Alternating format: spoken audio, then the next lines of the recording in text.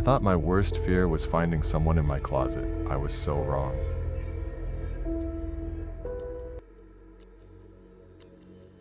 I have a scar on my palm from the night I tore a floor lamp out of the wall to fight something that wasn't there. Or maybe it was. I still don't know, and that's what fucks me up the most. It was almost a year ago. I was living in this third-floor walk-up, the kind of place with floors that groaned like a dying man and walls so thin you could hear your neighbor thinking.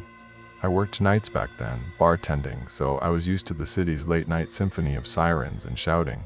Silence was the thing that felt weird. That night was quiet. Too quiet. I got home around 3, dead on my feet, and fell into bed without even taking my makeup off. The room was small. My bed was shoved into a corner, and across from it was a cheap, bifold closet door that never quite closed right. It always sat open, just a crack, like a crooked smile.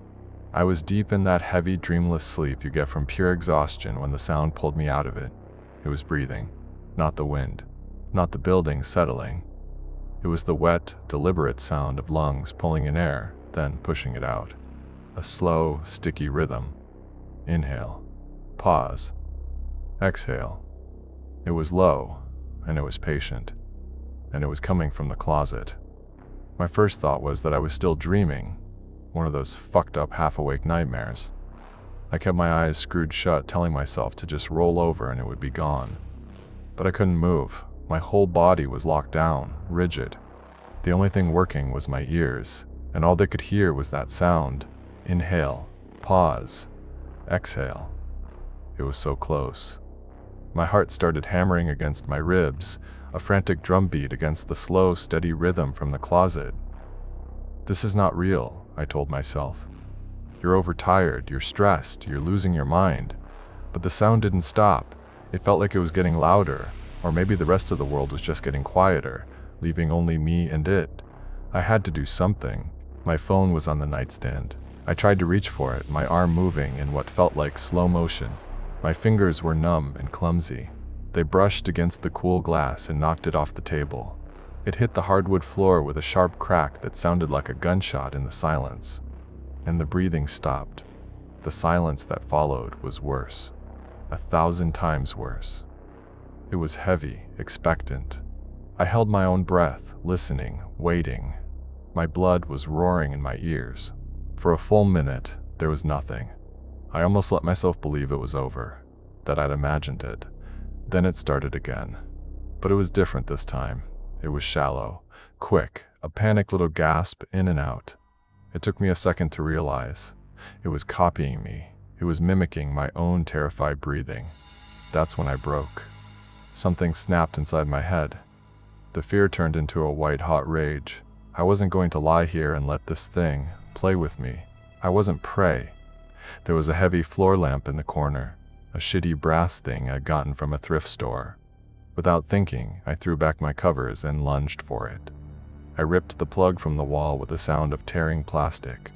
I hefted it, the base heavy and awkward in my hands. It wasn't a baseball bat. It was clumsy and desperate. It was perfect. I screamed. Not words, just a raw, animal noise that clawed its way out of my throat. I charged the closet, swinging the lamp like an axe. I slammed the base into the bifold door. The cheap particle board splintered and the door flew open, crashing against the wall. I stood there panting, wild-eyed, lamp held high, ready to kill whatever was inside. It was empty, just my clothes hanging there. A few boxes of old shit on the shelf, my shoes in a messy pile on the floor.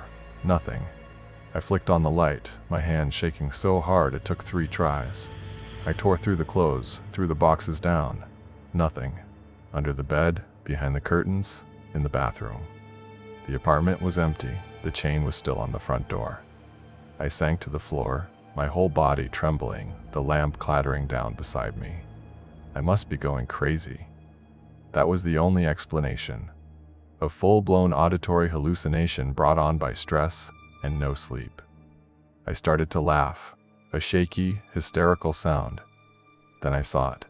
On top of a shoebox, right in the center of the closet floor, was a small, black stone. It was perfectly smooth, like it had been turned in a river for 1,000 years. It wasn't mine. I had never seen it before in my life. I would have remembered. I knew, with a certainty that made me feel cold all the way to my bones, that it had not been there when I went to sleep. I stayed up until sunrise, huddled in my living room with every light on the phone with my friend Ren, who probably thinks I'm insane. I never went back to sleep in that room. I broke my lease the next week and moved. I threw the stone into the deepest part of the river I could find, but sometimes I can still feel its cold, smooth weight in my hand. The scar on my palm is a constant reminder. Now, I have 3 locks on my door. I check every closet before I go to bed. I sleep with a knife on my nightstand. And sometimes, when the house is quiet and the night is very still, I swear I can hear a sound from inside the walls. A soft, wet sound, like a slow tide pulling in and out, and it always has the same patient rhythm. Inhale, pause, exhale.